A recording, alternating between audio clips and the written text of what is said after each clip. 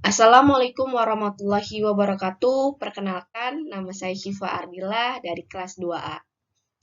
Yang saya hormati Bu Ferawati Fajrin selaku dosen mata kuliah Bahasa Indonesia, dan izinkan saya untuk mempresentasi hasil dari proposal penelitian saya yang berjudul Kasus Pelecehan Seksual dalam Perspektif Hukum Pidana Positif dan Hukum Pidana Islam. Latar belakang masalah kasus kekerasan seksual terhadap anak dan remaja masih menjadi fenomena seperti layaknya gunung es. Hal ini disebabkan oleh kebanyakan anak-anak yang menjadi korban kekerasan seksual enggan untuk melaporkan kejadian tersebut baik kepada keluarganya maupun melaporkan hal tersebut kepada pihak berwajib. Kekerasan seksual terhadap remaja potensial terjadi di semua lapisan masyarakat. Tingginya tingkat kekerasan seksual pada remaja menunjukkan pentingnya pengetahuan dan sikap remaja terhadap terjadinya kekerasan seksual pada remaja.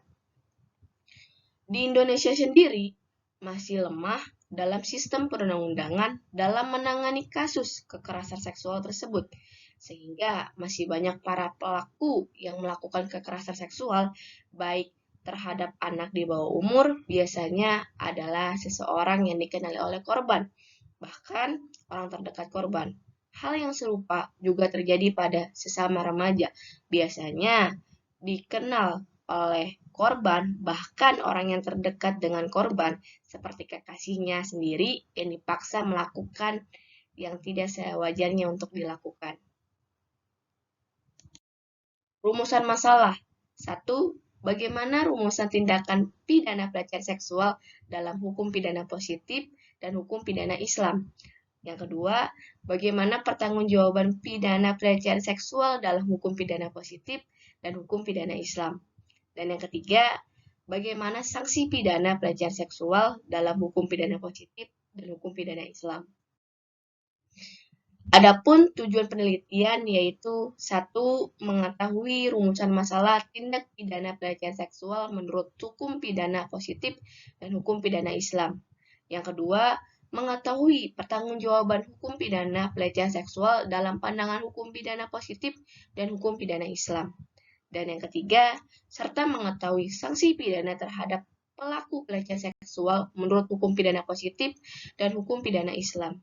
Dan yang keempat, mengetahui perbandingan tindak pidana tentang pelecehan seksual menurut hukum pidana positif dan hukum pidana Islam. Dan manfaat penelitian. 1. Memberikan kontribusi positif kepada masyarakat tentang pelecehan seksual serta memberikan gambaran yang objektif mengenai sanksi pidana bagi pelaku tindak pidana pelecehan seksual baik dalam hukum positif maupun dalam hukum Islam. Dan yang kedua, untuk menambah hasanah keilmuan dalam bidang hukum Islam, khususnya kajian yang mengenai pelecehan seksual dalam hukum pidana positif dan hukum pidana Islam, serta memberikan tambahan informasi bagi semua pihak yang berkepentingan dalam mengetahui masalah pelecehan seksual terlebih dalam hukum pidana Islam. Definisi kekerasan. Menurut WHO dalam Bagong S dan kawan-kawan 2000, kekerasan seksual adalah penggunaan kekuatan fisik dan kekuasaan, ancaman atau tindakan terhadap diri sendiri, perorangan, atau sekelompok masyarakat yang mengakibatkan atau kemungkinan besar mengakibatkan memar, trauma, kematian, kerugian psikologi, kelainan, perkembangan, atau perampasan hak. Selanjutnya, pengertian pelecehan seksual menurut hukum pidana positif yaitu pertama, pelecehan seksual adalah segala macam bentuk perilaku yang berkonotasi seksual yang dilakukan secara sepihak dan tidak diharapkan oleh orang yang menjadi sasaran sehingga menimbulkan reaksi negatif, rasa malu, marah, merasa tersinggung, dan sebagainya pada diri orang yang menjadi korban pelecehan. Dan yang kedua, pelecehan seksual menurut Brisson kekerasan seksual dapat bersifat verbal atau non-verbal yang disertai ancaman atau intimidasi, penganiayaan, sampai dengan pembunuhan. Dan Pengertian pelecehan seksual menurut hukum pidana Islam, yaitu menurut Imam Maliki Syafi'i Hambali, pelaku dari zina atau homoseksual dan sejenisnya wajib dikenai had. Had yang dijatuhkan pada orang yang melakukan perbuatan tersebut adalah dengan rajam, baik pelakunya perjaka, gadis, duda, maupun janda. Namun menurut Imam Hanafi di Tazir, jika melakukan satu kali dan jika berulang kali melakukan, maka ia wajib dibunuh. Dalam Islam, tidak dianjurkan sama sekali mengenai perbuatan seksual atau disebut dengan zina. Oleh karena itu, perbuatan zina tersebut merupakan dosa yang besar. Adapun faktor-faktor terjadinya pelecehan seksual meliputi A. Faktor natural atau biologis memiliki asumsi bahwa laki-laki memiliki dorongan seksual yang lebih besar dibandingkan perempuan, sehingga laki-laki yang cenderung melakukan tindakan terhadap perempuan. B. Faktor sosial budaya adalah manifestasi dari sistem praktikal di mana laki-laki dianggap lebih berkuasa dan di mana keyakinan dalam masyarakat mendukung anggapan tersebut. C. Minimnya edukasi mengenai seks dan etika pergaulan kekerasan seksual seringkali terjadi karena minimnya pengenalan pendidikan tentang seks kepada anak. Hal ini disebabkan karena adanya pandangan tabu jika membicarakan hal yang berhubungan dengan seks. Batas usia anak menurut hukum pidana positif dan hukum pidana Islam. Yang pertama, batas usia anak menurut hukum pidana positif, Undang-Undang Nomor 35 Tahun 2014 tentang perubahan atas Undang-Undang Nomor 23 Tahun 2002 tentang perlindungan anak. Dalam pasal 1, butir 1, undang-undang ini pengertian anak adalah seseorang yang belum berusia 18 tahun, termasuk anak yang masih dalam kandungan, sehingga anak yang belum dilahirkan dan masih di dalam kandungan ibu, menurut undang-undang ini telah mendapatkan suatu perlindungan hukum. Dan yang kedua, batas usia anak menurut hukum pidana Islam, menurut para fuqaha, kemampuan berpikir pada anak dimulai sejak ia berusia 15 tahun. Apabila anak telah menginjak usia tersebut, ia dianggap telah dewasa secara hukum. Imam Abu Hanifah membatasi kedewasaan pada usia 18 tahun. Menurut suatu riwayat, 19 tahun bagi laki-laki dan 17 tahun bagi perempuan. Serta undang-undang yang di dalam hukum pidana positif yang mengatur tentang pelecehan seksual sebagai berikut. A. Undang-Undang Nomor 35 Tahun 2014, pembaruan dari Undang-Undang Nomor 23 Tahun 2002 tentang perlindungan anak. B. Istilah pelecehan seksual memang tidak dikenal dalam hukum positif kita terlebih di KUHP, melainkan hanya mengenal istilah perbuatan cabul. C. Perbuatan cabul dalam KUHP diatur dalam buku kedua tentang kejahatan. Bab 14 tentang kejahatan kesusilaan pasal 281 sampai pasal 303. Perbuatan tersebut diartikan sebagai segala perbuatan yang dianggap melanggar kesopanan atau kesusilaan dapat dimasukkan sebagai perbuatan cabul.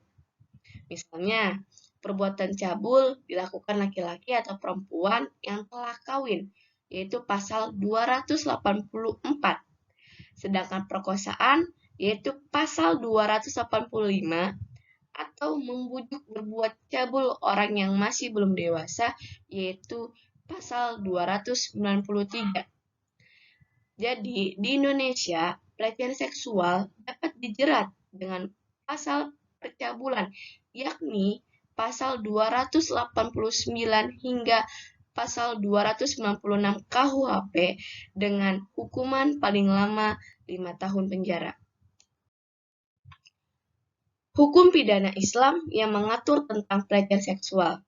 Dalam hukum pidana Islam, Hukum yang digunakan untuk mengadili persoalan ini bersumber dari Al-Quran dan hadis, serta fatwa para ulama. Salah satu hukum yang ada di Islam adalah hukum fikih. Beberapa dalam Al-Quran dan hadis yang berhubungan dengan pelecehan seksual sebagai berikut. A. Dalam kisah surat An-Nur ayat 24 yang berbunyi, "Dan janganlah kamu paksa hamba sahaya perempuanmu untuk melakukan pelacuran, sedangkan mereka sendiri menginginkan kesucian karena kamu hendaki mencari keuntungan kehidupan duniawi." B. Hadis yang berhubungan dengan Nabi bersabda, "Jika kepala salah seorang di antara kalian ditusuk jarum besi, itu lebih baik daripada meraba-raba perempuan yang bukan istrinya." Hadis riwayat Tabrani Rijalullah Istaqun. Dan yang C, sedangkan fakisyah mirip dengan ar-rafas, yaitu perbuatan atau ungkapan kotor yang menyerang dan merendahkan harkat dan martabat perempuan, ungkapan-ungkapan dan tindakan keji menjurus seksualitas seperti menyebut tubuh perempuan baheno, pelacur, dan body shaming lainnya yang merendahkan ketubuhan perempuan, serta tindakan meraba-raba, mencolek, menggosok-gosokkan anggota tubuh, dan tindakan lainnya jelas diharamkan bagi domestik ruang-ruang publik dilakukan oleh siapapun dan dimanapun. Dampak pelecehan seksual terhadap korban. A. Secara umum, dampak yang terjadi pada korban pelecehan seksual adalah korban merasa minder atau menjauhkan diri dari orang lain. Hal tersebut terjadi karena korban merasa malu sehingga menyalahkan dirinya sendiri serta direndahkan oleh masyarakat dan sebagainya. Tidak banyak bisa dilakukan korban terkecuali berusaha untuk mengurangi agar tidak kembali menjadi sasaran hawa nafsu laki-laki yang tidak bermoral. B. Dampak yang dialami oleh korban secara kehidupan pribadi atau sosial. Korban merasa direndahkan pada saat penyerangan berlangsung. Korban tidak percaya diri dan menganggap penyerangan pelecehan seksual hanya terjadi pada orang lain, bukan dirinya. Kemudian dari itu munculnya rasa takut, minder, serta menutupi bagian-bagian tubuh yang menimbulkan pelecehan seksual terjadi kembali. Serta, dan yang terakhir yaitu metode penelitian yang saya gunakan yaitu A. Jenis penelitian, yaitu jenis penelitian ini adalah kualitatif. Penelitian kualitatif bertujuan untuk memahami suatu fenomena atau gejala sosial dengan lebih benar dan objektif dengan cara mendapatkan gambaran yang lengkap tentang fenomena yang dikaji. B. Bahan hukum. Hukum pidana positif Undang-Undang Nomor 35 Tahun 2014 pembaruan dari Undang-Undang Nomor 23 Tahun 2002 tentang Perlindungan Anak dan Kitab Undang-Undang Hukum Pidana atau disebut dengan KUHP, dan hukum Islam yang kita gunakan yaitu adalah hukum fikih. C. Teknik analisis data. Data yang diperoleh atau data yang dihasilkan dikumpulkan selama proses penelitian dalam bentuk data primer maupun data sekunder, dianalisis secara kualitatif sehingga hasil dari penelitian ini nantinya diharapkan mampu memberikan gambaran secara jelas.